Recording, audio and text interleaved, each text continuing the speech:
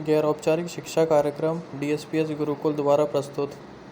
जिस तरह कबीर, रहीम और भिखारी दास का संत कवियों में श्रेष्ठ स्थान है, उसी तरह दादू दयालु धर्म प्रचारक, समाज सुधारक कवि थे।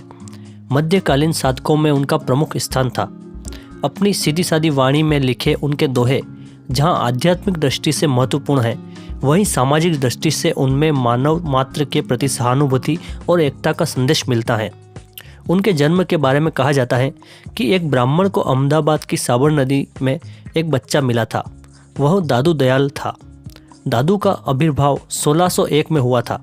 12 वर्ष की अवस्था में सत्संग तथा योग साधना करने के लिए निकल पड़े। उनके गरीब दास तथा मिक्किन दास नामक 2 पुत्र थे। सांसारिक जीवन का त्याग करके वे ईश्वर भक्ति में रम गए। 1660 में वे महाप्रस्थान कर गए। उनके दादू पंथ की गद्दी उनके दोनों पुत्रों ने संभाली थी। संत दादू दयाल ने धार्मिक एकता का पाठ लोगों को पढ़ाया। वे बड़े दयालु और साधु पुरुष थे।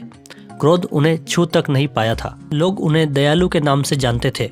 कुछ दुष्ट लोगों ने उनकी दयालुता की परीक्षा लेने के लिए उन्हें साधना में लीन देखकर उनकी कोठरी को ईंटों से चुनवा दिया था।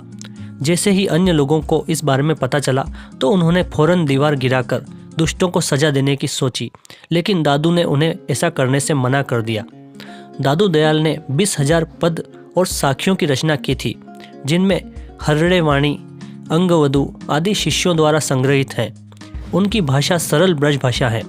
ऐसी लोक मान्यता है कि अकबर बादशाह ने उन्हें फतेहपुर सीकरी बड़े आदर से बुलाया था।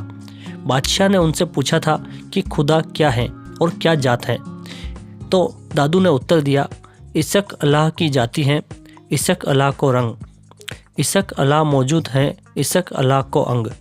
अकबर बादशाह उनके इस उत्तर से बहुत खुश हुए।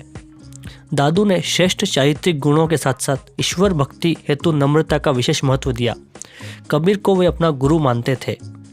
दादू पंथ के अनुयायी भगवा वस्त्र धारण कर हाथ में तुम्बा रखते हैं।